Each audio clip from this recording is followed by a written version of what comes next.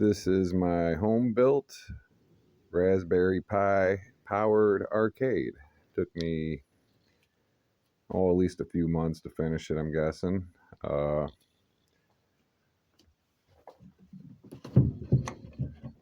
There's a little Raspberry Pi 400 that runs it.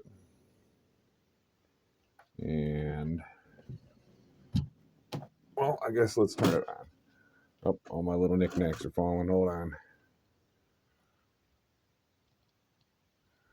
So to turn it on, I actually got these arcade switches up here.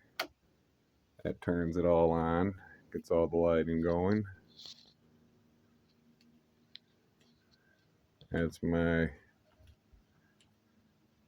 homemade fake stained glass.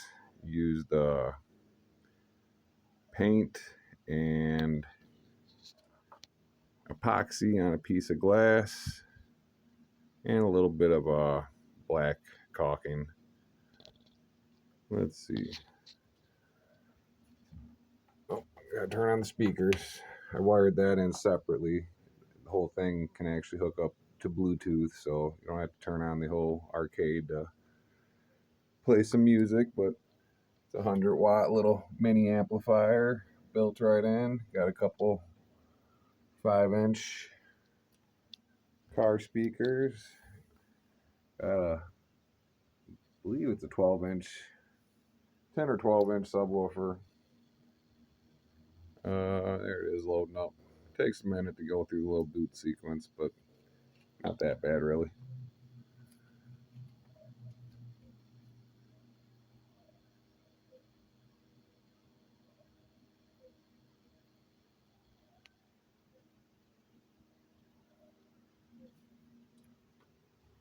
Almost done.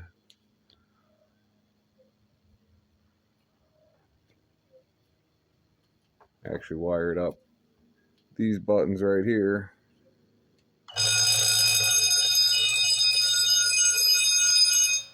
Just a little, in case somebody wants to celebrate. And this one does it as well. If you press the little fake coin operator. But yeah, there it is. Got plenty of games for each system. Got most of all the box cover art and descriptions and everything for most of them.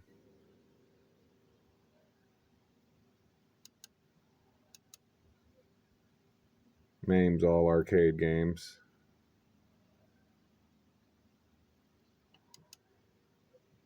That's Genesis, known as the Mega Drive, pretty much everywhere else in the world. Got some Neo Geo. Of course, we got Nintendo, Turbo Graphics. Ports, those are all just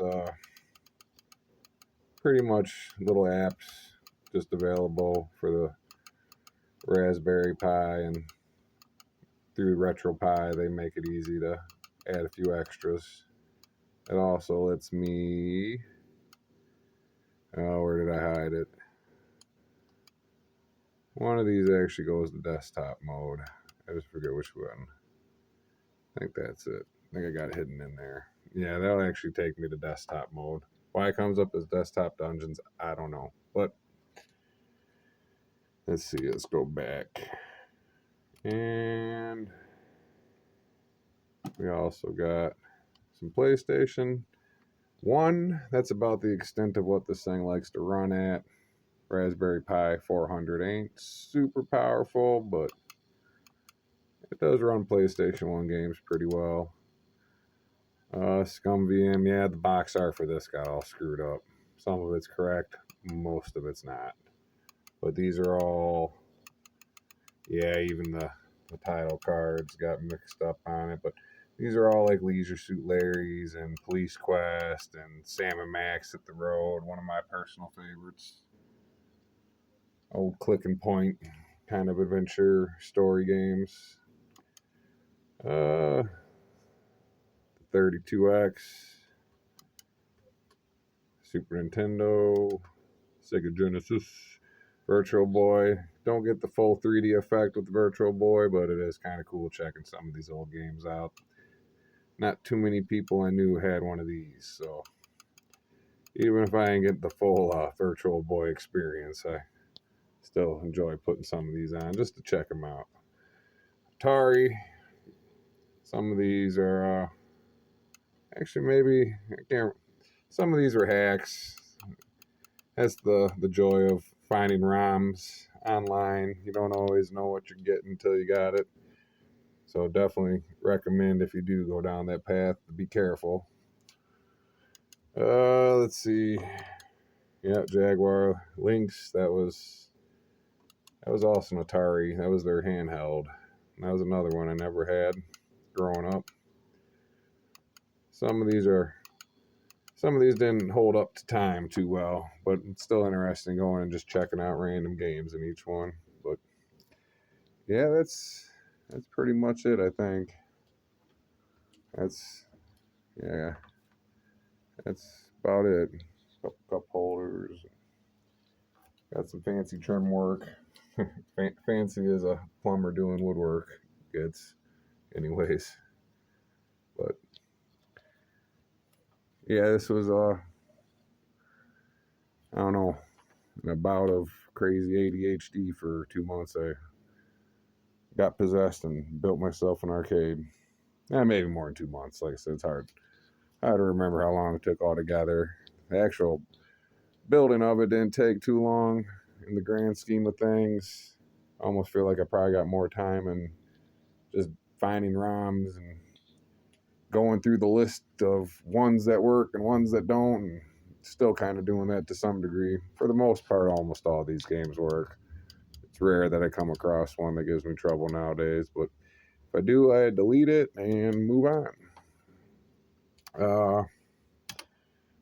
There's also some cool things where you can change the whole theme. Let's see. I'm guessing some of you, if not most of you, already got a good idea how RetroPie works, but if you don't, just in case. Let's see, what's another one I like? I got the comic book ones. I might not.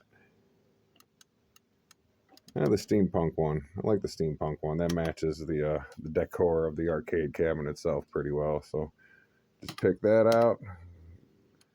Exit back out. And it should change.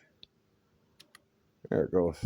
So yeah, now we got a whole new theme for all our emulators here. Yeah, the Jaguar didn't have the nice font to go with it with the little border box, but that's all right. Can't always get what you want, but for the most part, I enjoy how the background of this theme matches up with the decor of the arcade. There's a couple other ones too that are wood grain that look real good with this. At least I think they do. I think that's about it. Oh, don't forget about the Batman sign hiding under there. All right. Well, hope you enjoyed.